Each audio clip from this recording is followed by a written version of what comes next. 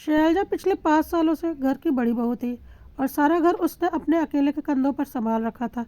उसकी एक छोटी ननद थी जो कि शादीशुदा थी और एक छोटा देवर था जिसकी अभी शादी नहीं हुई थी और जो दूसरे शहर में रहता था। शैलजा और उसका पति सास ससुर के साथ रहते थे क्योंकि शैलजा का पति वहीं पर नौकरी करता था। अब शैलजा की शादी के 5 वर्ष के बाद उसके देवर की शादी हुई और देवरानी घर पर आई। शैलजा को इस तरह से पूरे घर की जिम्मेदारी संभालते देख देवरानी को ऐसा लगा कि उसने पूरे घर पर कब्जा कर रखा है। मेरी तो यहाँ कुछ चलेगी ही नहीं और मैं भी इस घर के बराबर की हिस्सेदार हूँ, तो मेरी भी यहाँ पर वही अहमियत होनी चाहिए जो भाभी की है।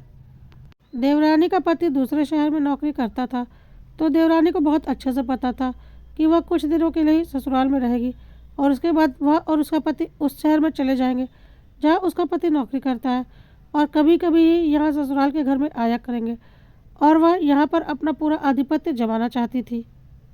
देवरानी ने शैलजा से बहुत ही रूखा व्यवहार करना शुरू कर दिया। शैलजा को बड़ा ही अजीब लगा कि यह किस तरह का घमंड दिखा रही है। शैलजा किचन में खाना बना रही थी और देवरानी भी वहीं पर थी, तो देवरानी ने एक सब्जी बनाई और शैलजा से बोला, भाभी आप दूसरी सब्जी बना लेना, मैंने अपने हिस्से का काम कर दिया है। देवरानी ने जब शैलजा से इस तरह से बात की तो शैलजा की सास और ननंद भी किचन में ही थी और उन्होंने उसे कुछ भी नहीं कहा। तब शैलजा ने अपनी सास से बोला कि उसने इतनी बदतमीजी से मेरे साथ बात की है और आपने उसे कुछ भी नहीं कहा। तो उसकी सास ने बोला, जाने दे, वह अभी छोटी है, उसे इतनी अक्ल नहीं। इस पर शैलजा ने बोला, अच्छा, तो जब मैं 5 साल पहले इस घर की बहू बनकर आई थी तो मेरी छोटी छोटी गलतियों पर तो आप टांडव कर देती थी। तब क्या मैं बच्ची नहीं थी, मैं छोटी नहीं थी? मेरे बारे में तो कभी नहीं सोचा। और मैं यह नहीं कह रही कि आप मेरी देवरानी के साथ भी वही करें, लेकिन यदि आज उसने मेरा अपमान किया है तो आपको उसे समझाना चाहिए। इस पर शैलजा की ननद ने बोला, क्या भाभी, छोटी छोटी बातों को आप तूल दे रही हैं? छोड़िए ना, बात तो कल की आई है। शैलजा को समझ में आ चुका था कि कोई देवरानी को कुछ नहीं बोलने वाला, क्योंकि उसका पति बहुत बड़ा अफसर है और अब सब उससे बनाकर रखना चाहते हैं और शैलजा और उसके पति को सब हल्के में लेते हैं, क्योंकि शैलजा का पति एक प्राइवेट कंपनी में नौकरी करता है। शैलजा ने अपनी सास और ननद से कुछ नहीं बोला, बस इतना बोलकर किचन से बाहर निकल गई कि इस भ्रम में मत रहिएगा कि मैं 5 साल पहले वाली शैलजा हूँ। 5 सालों ने मुझे बहुत बदल दिया है। मैं इस घर की जिम्मेदारी अपना घर समझकर निभाती हूँ, लेकिन यदि आप यह सोचेंगे कि मैं रिश्ते में छोटी अपनी देवरानी से दबकर रहूँ तो यह आप लोगों का वहम है। शैलजा की सास और ननद ने शैलजा की बातों पर कोई खास ध्यान नहीं दिया। उन्हें लगा, कर ही क्या सकती है, अच्छे से तो घर संभाल रही है और आगे भी संभालेगी और देवरानी तो कुछ दिनों में अपने पति के साथ चली ही जाएगी, फिर तो इसे यहीं रहना है, तो यह यहाँ लड़ झगड़ कर करेगी क्या? इसलिए वह भी अपने अपने कमरों में चली गई। अगले दिन देवरानी ने फिर किचन में ऐसा ही किया और बोला, भाभी मैंने एक सब्जी बना दी है, एक सब्जी आप बना लो। तो शैलजा ने बोला, जी नहीं, मैं आज कुछ नहीं बनाने वाली, पिछले 5 सालों से मैं ही अकेले बना रही हूँ, तो अब तुम संभालो। 5 साल तक मैंने संभाल लिया, 1 महीने के लिए तो यहाँ पर हो, कम से कम 1 महीना तो तुम संभाल लो, कहकर शैलजा अपने कमरे में चली गई। तो देवरानी ने शैलजा से लड़ना शुरू कर दिया और बोला, तो मैंने कहा था क्या कि आप मेरे से 5 साल पहले आ जाओ? मम्मी से बोलकर मेरे पति की शादी पहले करवा दी होती तो मैं 5 साल पहले आ जाती। तो इस पर शैलजा ने बोला, हाँ यह बात तो सही है, पर इसके लिए तुम्हें अपने सास से बात करनी पड़ेगी, मैं इसके लिए कुछ नहीं कर सकती और इस गुमान में मत रहना कि मैं तुमसे दबकर रहूँगी। देवरानी ने जाकर सारी बातें अपने पति को बताई। उसके पति ने अपनी माँ से बात की तो शैलजा की सास तुरंत शैलजा को समझाने के लिए आई। तो शैलजा ने बोला, अरे वाह मम्मी जी, कल जब इनकी पत्नी मुझसे बदतमीजी कर रही थी तब तो आपने उसे कुछ नहीं समझाया, आज मुझे समझाने बहुत आई हैं। तो आप तो यह मत सोचिए कि मैं कल की आई हुई बहू हूँ और आपकी बकवास सुनकर चुप रहूँगी। खैर उस वक्त सास ने चुप रहने में ही अपनी भलाई समझी, क्योंकि उन्हें पता था अब शैलजा भी उनकी बातें नहीं सुनने वाली और छोटी बहू को तो वह कुछ बोलकर दुखी नहीं करना चाहती थी, क्योंकि उनके अनुसार उससे बनाकर रखने में ही भलाई थी। खैर उस दिन सास और ननद ने मिलकर खाना बना लिया, लेकिन शाम को देवरानी ने एक नया नाटक शुरू कर दिया। देवरानी इस गुमान में थी कि उसकी शादी एक सरकारी अफसर से हुई है, तो वह हर मामले में अपनी जेठानी से 20 होगी, इसलिए उसने अपने महंगे कपड़े जेठानी को दिखाने शुरू कर दिए। शैलजा को यह सब देखकर बड़ा अजीब लगा और शैलजा ने बोला, यह सब तुम मुझे क्यों दिखा रही हो? तो देवरानी ने बोला, इसलिए कि आपके पास तो इतनी महंगी साड़ियाँ होंगी नहीं। शैलजा ने बोला, अच्छा। यह कहकर शैलजा ने अपनी अलमारी खोल दी, जो कि महंगे कपड़ों से भरी पड़ी थी, और इतनी महंगी और भारी साड़ियाँ उसके अंदर थी कि देवरानी के पास एक भी वैसी साड़ी नहीं थी। शैलजा ने बोला, यह सब तो मेरी शादी की साड़ियाँ हैं, जो कि मुझे मायके से मिली थी, और मेरे खुद की साड़ियाँ जो कि मैंने खरीदी हैं शादी के बाद, वह दूसरी अलमारी में है। बोलो तो वह भी तुम्हें दिखा दूँ। किस घमंड में जी रही हो तुम? तुम्हें क्या लग रहा है कि तुम्हारे मायके वाले बहुत अमीर हैं और मेरे मायके वाले बहुत गरीब? यह घमंड तुम अपने पास रखो। किसी भी मामले में तुम मुझसे 20 नहीं हो और ना ही हो सकती हो। इस पर देवरानी ने कहा, पढ़ाई में तो हो सकती हूँ। तो शैलजा ने पूछा, अच्छा, क्या डिग्री है तुम्हारी? तो देवरानी ने कहा, मैं पोस्ट ग्रेजुएट हूँ। तो शैलजा ने कहा, अच्छा, और मैंने पीएचडी की है। अब बोलो। अच्छा, तो फिर आपके मम्मी पापा ने एक प्राइवेट नौकरी करने वाले से आपकी शादी क्यों कर दी? तो शैलजा ने बोला, दिमाग है तुम्हारे पास? तुम्हें क्या लगता है प्राइवेट नौकरी करने वाले कमाते नहीं हैं? जाकर अपने पति से पूछो उसकी सैलरी कितनी है, और जितनी उसकी सैलरी होगी ना, उसकी दुगनी सैलरी मेरे पति की है। क्योंकि प्राइवेट नौकरी में कितनी सैलरी मिलती है शायद तुम्हें नहीं पता। देवरानी चुपचाप अपने कमरे में चली गई। वह किसी भी हाल में शैलजा को अपने से नीचा दिखाना चाहती थी, और इतने दिनों में उसने यह जान लिया था कि उसके पति की इस घर में ज़्यादा चलती है, और सास ससुर का झुकाव उसके और उसके पति की तरफ ज़्यादा है। तो वह इसका फ़ायदा उठाना चाहती थी, और इसके लिए अब उसने एक नई चाल सोच ली, क्योंकि अब तक तो उसकी सारी चालें बेकार गई थी। अगले दिन देवरानी ने घर में हंगामा मचाना शुरू कर दिया कि इतना महंगा ड्रेसिंग टेबल और बेड भाभी के कमरे में क्यों लगा है, और मेरे कमरे में एक सामान्य सा ड्रेसिंग टेबल और बेड लगा है, तो मुझे भी वही ड्रेसिंग टेबल और बेड चाहिए। वह ड्रेसिंग टेबल और बेड मेरे कमरे में कर दो, और यह ड्रेसिंग टेबल और बेड भाभी के कमरे में कर दो। देवरानी की यह बातें सास और ननद चुपचाप सुन रही थी। उन लोगों ने कुछ नहीं बोला और चुपचाप वहाँ से चली गई।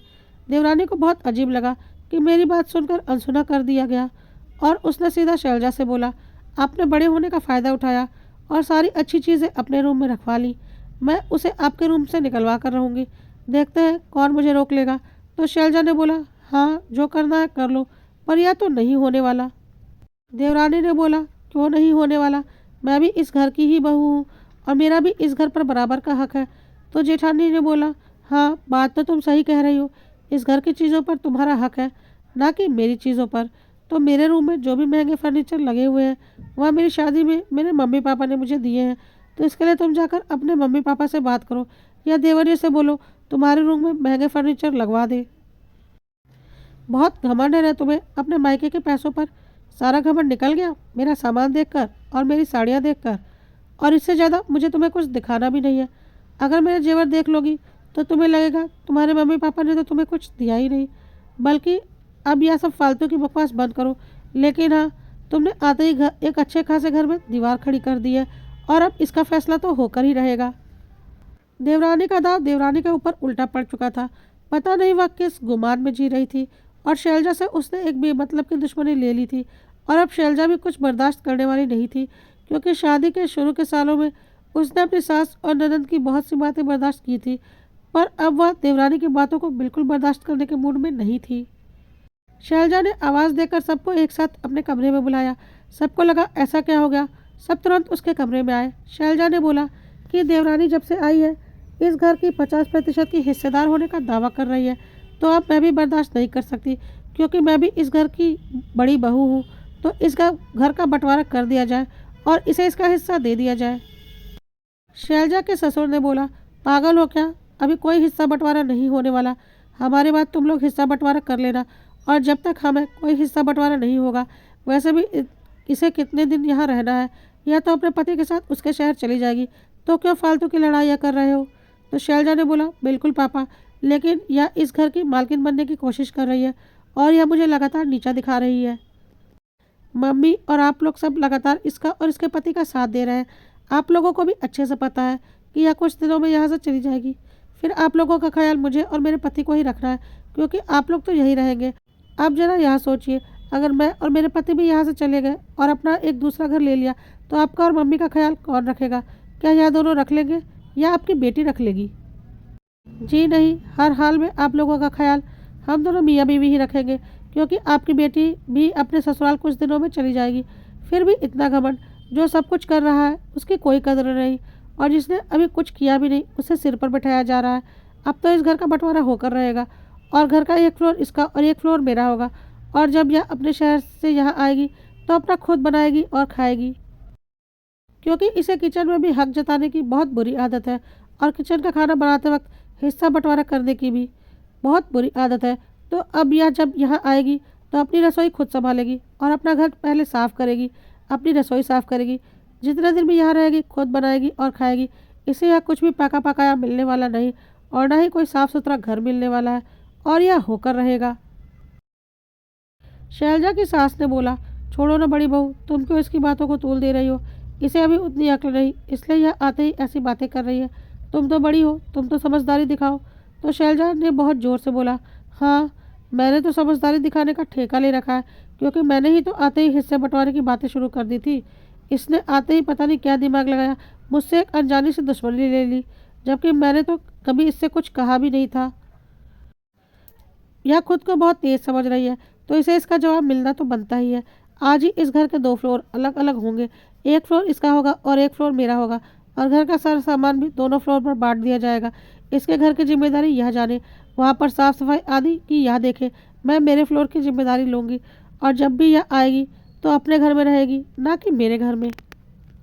और हाँ, आप लोग साल में कुछ महीनों के लिए उसके पास भी जाकर रहेंगे, क्योंकि जब हिस्सेदारी बराबर की है तो जिम्मेदारी भी बराबर की होनी चाहिए। वैसे भी मुझे आप लोगों की सेवा करने में कोई दिक्कत नहीं है, पर जिसे बराबर की हिस्सेदारी शादी के तुरंत बाद चाहिए, तो बराबर की जिम्मेदारी भी तो शादी के तुरंत बाद लेनी पड़ेगी।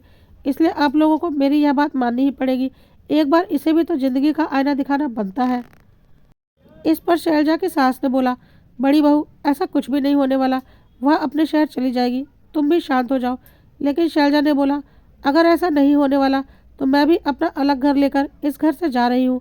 मुझसे कोई उम्मीद मत रखिएगा, क्योंकि मैंने इतने सालों सब कुछ अपने दिल से किया, और इसने आते ही मेरे ऊपर हुक्म चलाने की कोशिश की और मेरी बेइज्जती करने की कोशिश की, तो इसे सबक सिखाना तो बनता ही है।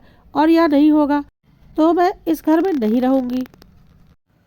अब शैलजा की ननद ने छोटी बहू को किनारे ले जाकर समझाया, देखो, जैसा भाभी बोल रही है, अगर वैसा हो गया तो नुकसान तुम्हारा ही है। तुम्हें मम्मी पापा की सेवा भी करनी पड़ेगी, और तुम जब भी यहाँ आओगी तो अपना घर साफ सुथरा करके खाने पीने की व्यवस्था खुद करनी पड़ेगी। और तुम्हें पता है यह सब करने में कितनी दिक्कत होगी। इससे अच्छा है चुपचाप बड़ी भाभी से माफ़ी मांग लो। वह दिल की बहुत अच्छी है, तुम्हें माफ़ कर देंगी। और आगे से उनके आगे कभी अकड़ मत दिखाना। शैलजा की देवरानी को समझ में आ चुका था कि उसका पासा उल्टा पड़ चुका है। उसके पति ने भी इशारों इशारों में बोला कि भाभी से माफ़ी मांग लो, इसमें हमारी ही भलाई है। शैलजा की देवरानी अपनी जेठानी के पास जाकर बोली, भाभी, मुझसे गलती हो गई, मैं आपको समझ नहीं पाई, मैंने आपको अपना दुश्मन समझा, मैं अपनी गलती मानती हूँ, प्लीज़ मुझे माफ़ कर दीजिए। इस घर की बड़ी बहू आप हैं और हमेशा आप ही रहेंगे।